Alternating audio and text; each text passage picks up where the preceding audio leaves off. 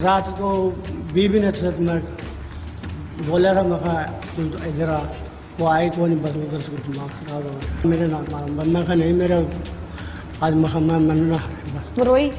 हाँ रोई थी, तड़पी? कितनी उम्र थी बच्ची और बच्चे की? बच्चे की उम्र थी तकरीबन 9 से 10 साल तक। भाई खटोली टाइप चारपहिया छोटी, जहाँ पर उस सफाक बाप ने अपने 9 साला बेटे को निशाना बनाया। ये धब्बे हैं? खून के है। किसके हैं? ये मेरी बेगम के और मेरी बच्ची के। कुछ शर्मिंदगी है? शर्मिंदगी तो बहुत होती थी, लेकिन क्या करूँ, इस तो मजबूरी होगी मेरी। बेटा तड़पा था उस वक्त? बेटी भी तड़पी थी, औरत भी तड़पी थी, बच्चा भी तरस तड़पा। नहीं?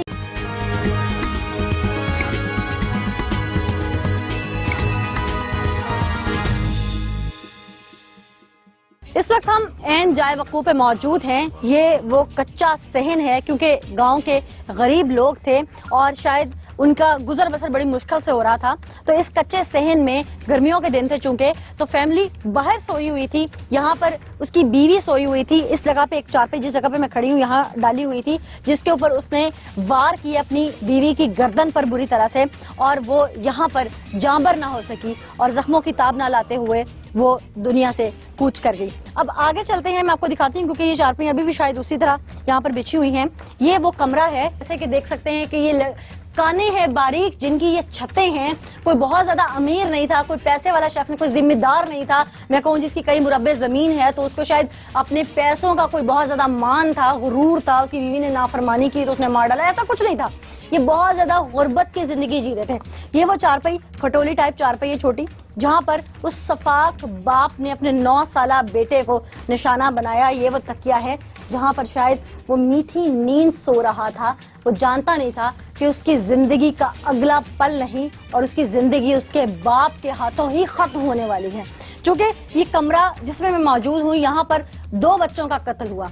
एक बेटी जो उस वक्त जख्मी हुई और शदीद जख्मी हुई, वो जब बाहर माँ को उसने देखा कि जिस वक्त उसकी माँ तड़प रही है, तो वो बाहर से भागकर अंदर आई और उसका बाप उस पर कारी ज़रबें लगाता रहा और वो अपना दिफा करती रही और उसके जिस्म के कई हिस्सों पर वो तेजदार आले से वार हुए और बिलाखिर वो इतनी जख्मी हो गई, इतनी जख्मों से चकनाचूर हो गई और ऐन इस जगह पर वो गिरी यहाँ पर। और फिर उसके बाप ने समझा कि शायद वो मर गई है, लेकिन वो शोर शराबा हुआ, लोग शायद इकट्ठे हुए ना हुए, क्या हुआ उस वक्त तो खैर हम आपको प्रोग्राम में दिखाएंगे।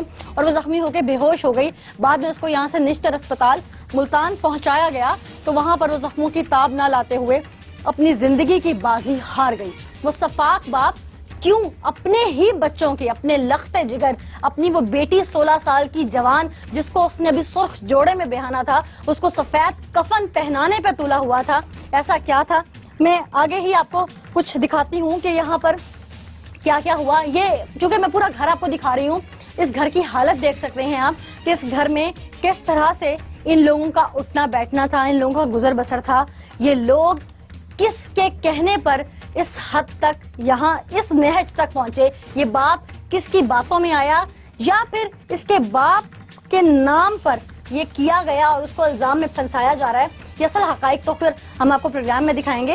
ये हुआ क्या सारा, ये आगे चलते हैं, आगे दिखाते हैं आपको कि किस तरह से उसने अपनी बीवी बेटी को मारा, अपने बेटे को मारा। और एक बेटा जो अपनी जान बचा के यहाँ से भागा, क्योंकि वो वॉशरूम में था। उसे जब ये सारा हल्ला गुल्ला सुना और देखा कि उसके बहन भाई मर चुके हैं, उसकी माँ यहाँ पर तड़प तड़प के जान दे चुकी है, तो यहाँ से भागने में कामयाब हुआ।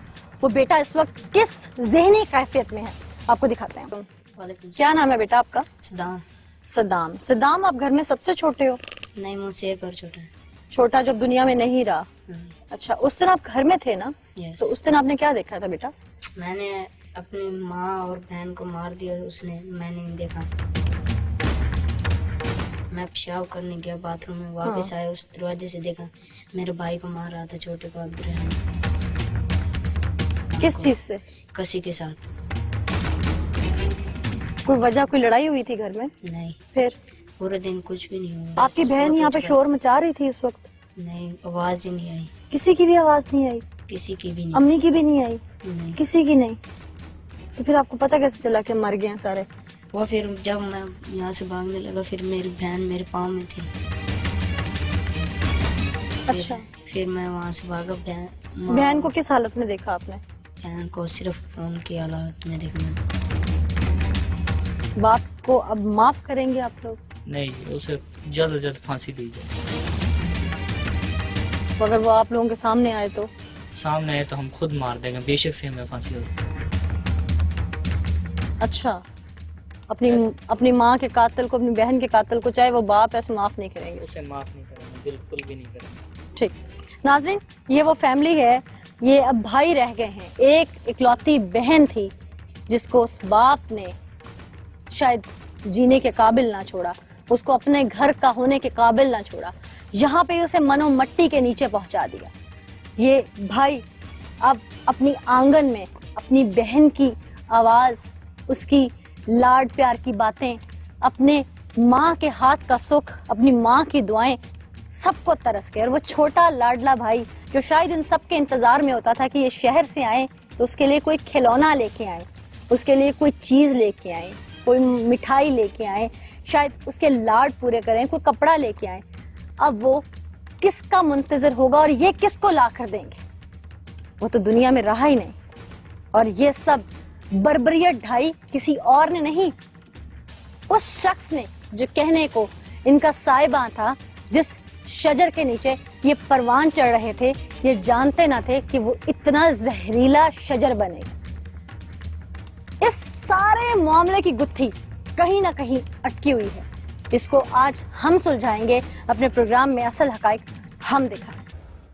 नाज़रीन, इस वक्त मैं थाना सदर कबीरवाला में मौजूद हूँ और ये सफाक मुल्जिम मौजूद है मेरे साथ। इसी से बात करते हैं कि इसने ये इतना घिनौना काम किया, इसको कहीं पर भी नदामत है, क्योंकि ये आज भी मेरे सामने खड़ा है तो शायद इसके जिस्म में जान उस तरह से बाकी है, कोई लर्जा नहीं है। क्या सोचता है, क्या समझता है, इसी से बात करते हैं। क्या नाम है जी आपका? शौकत अली। शौकत अली। शौकत अली, आपके सफेद कपड़ों पर धब्बे हैं कुछ, ये क्या लगा हुआ है? ये खून लगा हुआ है। किसका खून है? ये मेरी बेगम का। क्यों? मेरी बच्ची का है। जिन्होंने मेरे साथ बहुत जुल्म कराया है। चले जी, वो तो मैं पूछती हूँ किसका खून है। जरा नीचे उतर जाएं आप तो बनने के ऊपर ऐसे चढ़ गए जैसे पता नहीं कोई अवार्ड मिलने वाला है आपको। करीब आए, करीब आए, करीब आए। हाँ, इसकी चीज के लिए। अच्छा, किसके धब्बे हैं? खून के हैं। किसके हैं? ये मेरी बेगम के और मेरी बच्ची के। क्यों खून के धब्बे कैसे लग गए? कत्ल किए थे। कत्ल करके आए हैं? किस किस को किया? एक बच्चे को, एक बच्ची को और एक बेगम को। कितनी उम्र थी बच्ची और बच्चे की? बच्चे की उम्र थी तकरीबन 9 से 10 साल तक। और बच्ची की? बच्ची की थी 11 अपना। और बीवी की? 55 साल। 55-56 साल, यानी बुढ़ापे की उम्र में जा चुकी। शादी को कितनी देर हो गई थी? शादी को ये 25-26 साल। अच्छा, और कितने बच्चे थे आपके? 7 बच्चे, एक बच्ची। 7 बेटे, एक बेटी। अच्छा, क्यों मारा जी आपने अपनी बीवी को? ये पहले मेरे को पता नहीं लगा, पता लगा मेरे को। क्या पता लगा? पहले ऊंचा बोले और जरा आंखें खोल के बात करें। मैं तो देख के, आंखें खोल के। क्यों मारा? उसने मेरे साथ जुल्म करवाया। तो क्या जुल्म करवाया? ये जुल्म तो आप करके आए हैं। जब उन्होंने मेरे बच्चे को कटवाया, मेरी जान सारी टूटी पड़ी है। टांग टूटी है? ये टांग है, मैं जिस तरह। अच्छा, मुझे तो नहीं लग रही, आप तो अपने कदमों पे सही सलामत खड़े। 12वां महीना शुरू हुआ। अच्छा, 12वां महीने की खड़े तो आप बिल्कुल ठीक है। वो तो मेरी मजबूरी, खड़ा होना पड़ेगा। हाँ। बच्चे को क्यों मारा? बच्ची तो इतनी सी, बच्चा इतना सा था। बच्चे को भी इसी वास्ते मारा गया कि मेरी बहन मेरी मजबूरी हो गई थी। क्या मजबूरी हो गई? मैंने हर चीज में, मेरा बुढ़ापा में साथ देना और उसका काम होता है। तो क्या साथ नहीं देती? घर छोड़ के भाग गई थी वो? घर छोड़ के क्या भागना? कमी से बच्चे पैदा नहीं किए थे, उनको खिलाती पिलाती, उनकी देखभाल नहीं करती थी? सारे चीज करती थी। तो फिर मेरे को कोई बात देखभाल थी। क्या देखभाल चाहिए थी? और आपको? मेरे को तो मारते थे ना। क्या मारते थे आपको? मारा तो आपने, आपके अहले इलाका कहते हैं कि आप उनकी टांगे बाजू तोड़ दिया करते थे। टांगे बाजू का कहाँ तोड़ दिया करते? जब कराची गया मैं, जब उस टाइम कौन। तो इसका मतलब है आप अपनी औलाद को जान से मार देंगे? तो अपनी बेटी को जान से मार देंगे? क्यों मारा है, सच बता दो। सच बता रहा हूँ मैं, झूठ नहीं बोल रहा। काफी अरसे से प्लानिंग करते थे वहाँ तो आप? क्या चीज का प्लानिंग करते? ये पीरी मुरीदी वाला क्या मामला था? क्या का पीरी? चीरा काटते थे मैंने सुना। कोई चीले नहीं काटते। कोई चीरा नहीं काटते थे? तो ये फिर बाल क्यों लंबे लंबे रखे हुए हैं? बाल तो वैसे रखे हुए। लंबे लंबे क्यों रखे हैं? कोई वजह तो होती है ना। कोई वजह नहीं है। कोई नदामत नहीं है अपनी औलाद को कत्ल कर दिया? रहमत कोई शर्मिंदगी, आसान लफ्ज में बोल देती हूँ, कोई शर्मिंदगी है? शर्मिंदगी तो बहुत होती थी, लेकिन क्या करूँ, इस तो मजबूरी होगी मेरे को। इकलौती बेटी थी ना, बाप तो उसे सख्त चादर उड़ाकर उसे अपने घर में भेजते हैं, उसके जहेज का सामान बनाते हैं, उसके लिए रिश्ता ढूंढते हैं। जवान बेटी थी, हाँ हैं? तो उसको कफन पहना दिया। हाँ। और आज मुतमईन खड़े हो? मौत में क्या हम खड़े हैं, हमको भी मौत के मुंह में खड़े, हमको घर में प्लान कैसे किया था, ये सारा इरादा कैसे बनाया था, क्या सोचा था उस दिन, क्या क्या ज़हन में आया? बच्चे भी थे 2 घर में बड़े जो बाद में उर्स पे गए, क्या सोचा था? और आपके एक बच्चे ने कहा कि आपको ऑर्डर आया था पैदल चलने का, वो क्या ऑर्डर था, किसने दिया आपको? किसने ऑर्डर किया? आपके बेटे ने बताया कि आप उर्स पे जा रहे थे? ना ना, मैंने कुछ नहीं किया उसे। अच्छा, ये प्लान कैसे किया था सारा? उसका प्लान कुछ भी नहीं, बस घर में आया तो प्लान बना मेरा। कैसे बना? बस एकदम। लोग तो कहते हैं कि पहले से कहते फिर रहे थे फोनों पे, आपके रिश्तेदार बोल रहे हैं इस वक्त। और रिश्तेदार तो जो मर्जी बोले जाओ, रिश्तेदार बोलने का क्या, औलाद मिलने आई है यहाँ पे? बाकी कोई नहीं आएगी। नहीं आएगी। अब क्या करोगे? कत्ल कर लिया ना, अब सलाखों के पीछे खड़े हो, अब क्या करोगे? क्या करना, पड़े रहेंगे यहाँ, कोई शर्मिंदगी नहीं है, बस पड़े रहो। मर जाएंगे और क्या। बैत किसकी की हुई थी? पीर कौन था? बैत तुम्हें किसी का भी नहीं। आपकी बैत थी, किसी ने की हुई थी?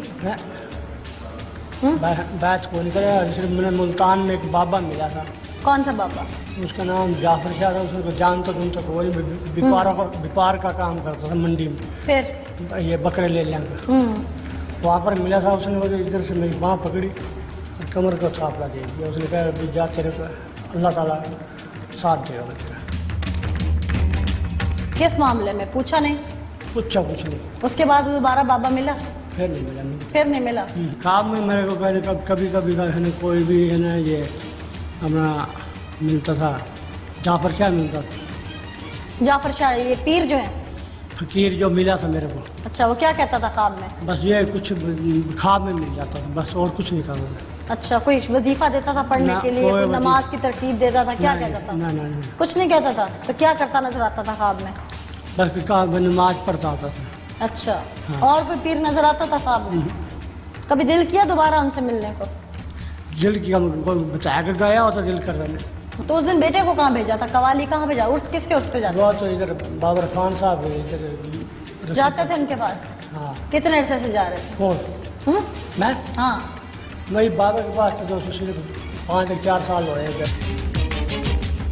जिस दिन ये सारा वाकया उस दिन बीवी से लड़े थे? फिर क्या हुआ? कहाँ सोए थे? बीवी कहाँ सोई हुई थी? बेटी कहाँ थी? सारा कैसे हुआ? थोड़ा बताओ तो सही ना, मुझे पता लगे कैसे। बेटी सोई हुई थी अंदर और बेटा भी अंदर सोए हुए थे और घर वाली बाहर सोई हुई थी और मैं बाहर सोया और सब जहाँ ईंटें पड़ी। सोए हुए थे? हाँ। तो सोए हुए अचानक उठे कैसे? फिर हम मतलब कि फिर भी जब पहले पड़ा रहा उधर, पहले हम खेल के आए लूडो। कौन कौन? तो उधर बच्चे। अच्छा। उधर लूडो खेल लिया हमने घंटा 1.5। उसके बाद हम है ना, मैं घरे आ गया, मैं घरे लेट गया। लेटने के बाद फिर मेरा है ना एकदम है ना दिमाग घूम गया। मैं बस आ गया, या ख़त्म हो जाए या ख़त्म कर दे। बस उस दिन मेरा दिमाग ख़राब हो गया। दिमाग ख़राब हो गया? मार दिया? मारने के बाद कुछ सोचा, कुछ ख्याल आया कि क्या किया? ख्याल सोचा ये कि मर जाना है, आज भी मरना, कल भी मरना। पहले भी मरा पड़ा था मैं, तो आप भी मरा पड़े, आप को जी रहा। पहले भी मैं बेटी को तड़पी थी? कोई बेटा तड़पा था उस वक्त? बेटी भी तड़पी थी, औरत भी तड़पी थी, बच्चा भी तरस नहीं आया उन पे? तरस जिस टाइम मेरा तरस किसी ने नहीं आया, तो मैंने किसका तरस किया। अच्छा, वो कहते क्या थे जब उनको मार रहे थे? उस टाइम तो रात को बीवी ने मैं बोला था, मैं कहा तू इधर आ, वो आई तो नहीं, बस उधर से दिमाग खराब हो गया। अच्छा, तो बीवी को बुलाया था? अच्छा, वो नहीं आई, वहाँ से दिमाग खराब हुआ। अच्छा, तो बेटी को जब मार रहे थे, तो बेटे को मार रहे थे, वो कुछ तो बोले होंगे ना, अब्बा ना करो, पापा ना करो। बेटा तो बोला नहीं है, छोटा। अच्छा, और बेटी आई थी, बेटी ने आकर मतलब कि मैंने बेटी को मारा, बेटी ने रोका, अका बोल मेरे ना मारा, बंदा का नहीं मेरा आज मैं मनना। वो रोई? हाँ रोई थी, तड़पी, माफी मांगी आगे से? माफ़ी नहीं मांगी। हाँ, क्या कहती रही? बाकी ये कि अब्बा ये ना करो, ये ना करो अब्बा। हाँ, तो एक बार भी नहीं सोचा मेरी बेटी है, मेरा खून है, बस जो उंगली पकड़ के चलना सिखाया है? इतने जालिम हो गए थे? इस टाइम जालिम होना ही पड़ा था, जिस क्यों होना पड़ा था? क्यों होना पड़ा था, जिस टाइम मजबूरी हो गई मेरी। क्या मजबूरी थी ऐसी? मुझे तो समझ नहीं आई अभी तक। हाँ, तो समझ क्यों नहीं आई आपको? तुम्हारे दिमाग का फतूर है ना, ये कानून निकालेगा सारा। चलो ठीक है, निकाल दो। नाजरीन, ये वो दरिंदा सिर्फ शख्स है जिसने अपनी बीवी, अपनी बेटी, अपने बेटे को मौत के घाट उतार दिया।